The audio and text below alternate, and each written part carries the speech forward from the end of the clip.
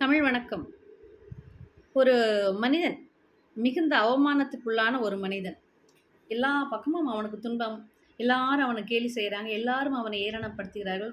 மிகுந்த மன வருத்தத்திற்குள்ளாகி ஒரு முனிவரை பார்க்க போகிறார். முனிவர்ட்ட போய் சொல்றாரு, "ஐயா, எனக்கு ரொம்ப மனசு சங்கடமா இருக்குது. நிறைய பேர் வந்து என்ன பத்தி பழித்து கூறுகிறார்கள். அவங்க மேலெல்லாம் எனக்கு ரொம்ப கோவமா இருக்குது. அவர்களெல்லாம் நான் எப்படியாச்சும் பழி வாங்கணும். நான் அதற்கு என்ன செய்ய வேண்டும்?" அப்படின்னு. முனிவர் சொல்றாரு, "ஒரு ஒரு கோணிப்பையை நீ சாக்கு பைய நீ எடுத்துக்கோ. அதுல நீ யார் யாரையெல்லாம் பழிவாங்க வேண்டும் அப்படின்னு நினைக்கிறையோ, அவங்கள எல்லாம் உருளைக்கிழங்கு வாங்கிட்டு, நீ யாரையெல்லாம் இப்ப நீ ஒருத்தர பழி வாங்கணும்னு நினைக்கிறியா, உடனே ஒரு உருளைக்கிழங்கு எடுத்து அத சீவு. சீவிட்டு அவங்க பேரு அதுல எழுதி அந்த கோணிப்பைக்குள்ள அந்த உருளைக்கிழங்க போட்டுக்கோ. இப்படி எப்பல்லாம் நீ யாரையெல்லாம் பழிவாங்க வேண்டும் என்று உனக்கு எண்ணம் வருகிறதோ, அப்ப எல்லாம் இதே மாரி நீ செஞ்சுக்கிட்டே வா. கொஞ்ச நாள் கழிச்சுட்டு வா. இல்ல மூட்டை நிறைஞ்சது நிறைந்தவுடன் என்ன வந்து பாரு. உனக்கு வழி நான் சொல்கிறேன்" என்பது. சரின்ட்டு இவனும் அதே மாரி யார் எப்பல்லாம் ஞாபகம் வருதோ, யாரெல்லாம் நம்மள கேவலப்படுத்துறாங்களோ, உடனே ஒரு உருளைக்கிழங்கு எடுக்க வேண்டியது, சீவ வேண்டியது, பெயர் எழுத வேண்டியது, உள்ளுக்குள்ள போட்டுக்க வேண்டியது. ஆரம்பத்தில அவனுக்கு மிக எளிதாக இருந்தது. இத தூக்கிட்டு போயிட்டே இருக்கிறான். கொஞ்ச நாள் போக, போக, போக, போக மூட்டை கனக்க ஆரம்பிக்கிறது.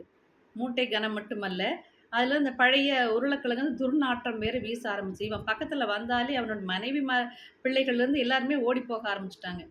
அப்ப இவனுக்கே வந்து அது ஒரு சுமையாக உணர ஆரம்பிக்கிறான். என்னடா இத தூக்கிட்டு எதுக்குடா சுமக்கணுன்ட்டு, நேரா இவனுக்குள்ளேயே ஒரு தெளிவு லேசாக பிறக்க ஆரம்பித்திருந்த நேரத்தில முனிவர்ட்ட போறாரு. இது எனக்கு ரொம்ப கஷ்டமா இருக்குது. இப்படி நான் மூட்டைய தூக்கிட்டு இந்த உருளைக்கிழங்க வச்சுட்டு நான் எவ்வளோ நாள் வாழ்வது குருவே! அப்படின்னு குரு சொன்னாராமா. அப்படித்தான். நாம் எத்தனை பேர பழி வாங்கணும், இவங்கள அப்படி பண்ணணும், இப்படி பண்ணணும், இந்த எண்ணங்களை மனதிற்குள் வைத்து, வைத்து, வைத்து நம்ம சுத்தி யாருமே வரமாட்டாங்க. 2வது சுமை நமக்குத்தான். நாற்றமும் நமக்குத்தான். இத தூக்கி சுமக்கிற சுமையும் நமக்குத்தான். அதனால அவங்கவங்க செய்யறத கடவுள் பார்த்துக்குவாரு.